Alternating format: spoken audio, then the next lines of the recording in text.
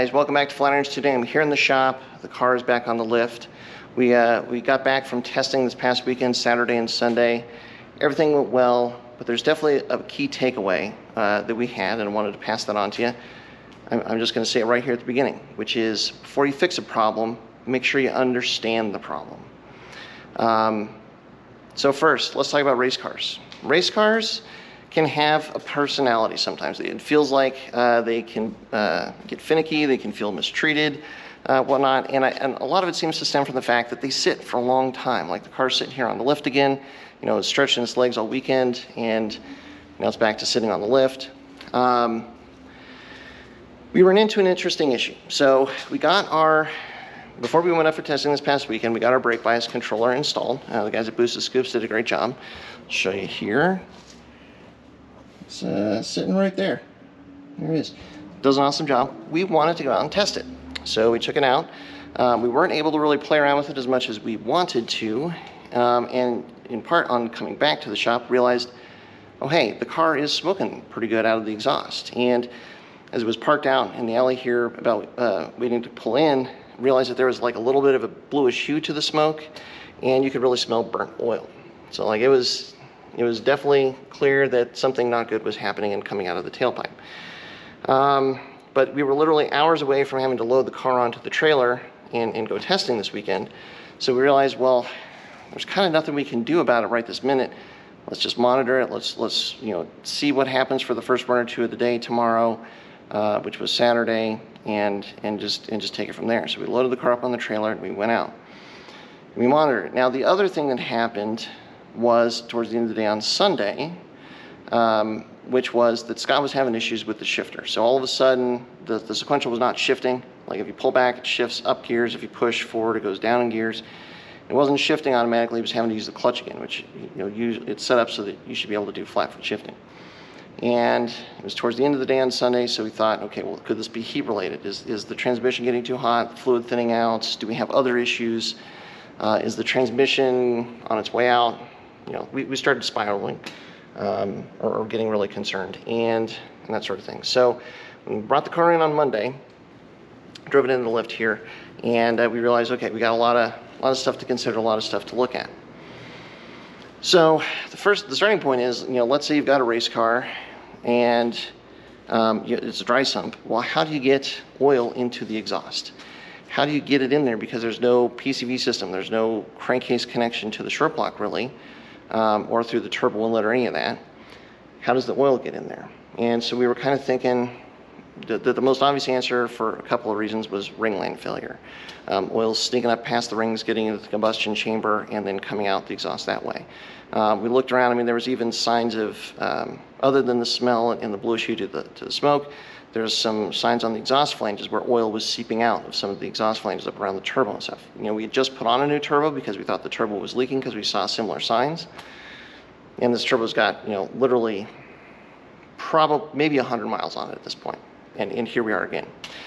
So got to thinking about it, and well, we had data. So we have the car in front of us, we can investigate stuff on the car, and we have data too. Fortunately, we are data logging crankcase pressure. So we talk to Harvey, we pull up the data logs, we look at the crankcase pressure, everything looks great.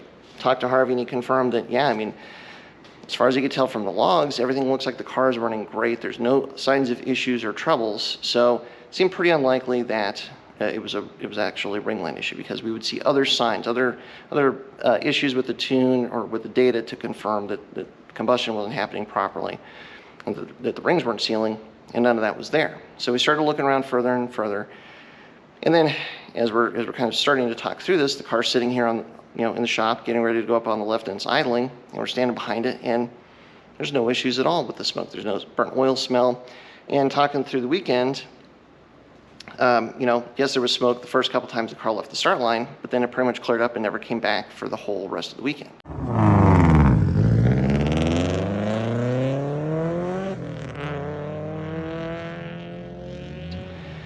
And realize, okay, well, we have a dry sump, and it's got an oil tank, and it's a big tank. It's high up in there. I'll try and get you a shot, but it's really high up in the car compared to where the oil pan normally would be, underneath the engine.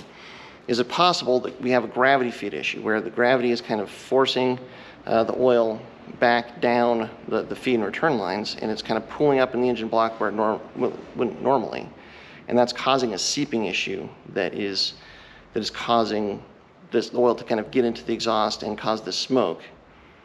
Well, the data bore that out. We changed the oil, we cut open the filter, everything looks great. And running the car yesterday, car ran fine. There's no issues with smoke, no burnt oil smell. It seems like it did kind of clear itself up. So definitely going to have to monitor it, but it seems like that's the most likely scenario that, yeah, it is just something as a result of the car sitting too long. So we're going to, keep starting the car through the next couple of days, and then see what testing goes on in testing this next weekend. Now with the shifter. So the strain gauge on the shifter has an arrow on it. I'll try and get you a picture of that, but it only works in one axis. And it has the ability to tell if you're shifting up by pulling back or shifting down by pushing forward. But again, the way that works is because that strain gauge is on a line, it's on an axis. And what we realized yesterday morning was, well, hey, that shift knob actually is loose.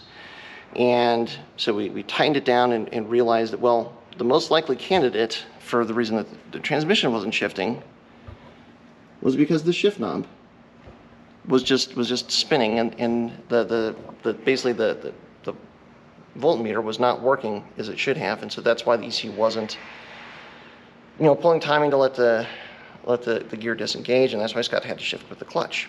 So we came from thinking, okay, well, is this a heat issue? Do we need to get a transmission cooler on the car as soon as possible? To, okay, well, we need to make some small corrections, fix a couple of things, but really we're back to monitoring the situation. And so the takeaway here, again, as I said in the beginning, is before you fix a problem, make sure you understand the problem. And with a race car, you're going to have some weird problems. And we could have, and there was discussion of like, okay, well, we've got to pull the engine, put a new sharp plug in at least, maybe new cylinder heads, drop the transmission, maybe go through it, and maybe we've got an internal issue.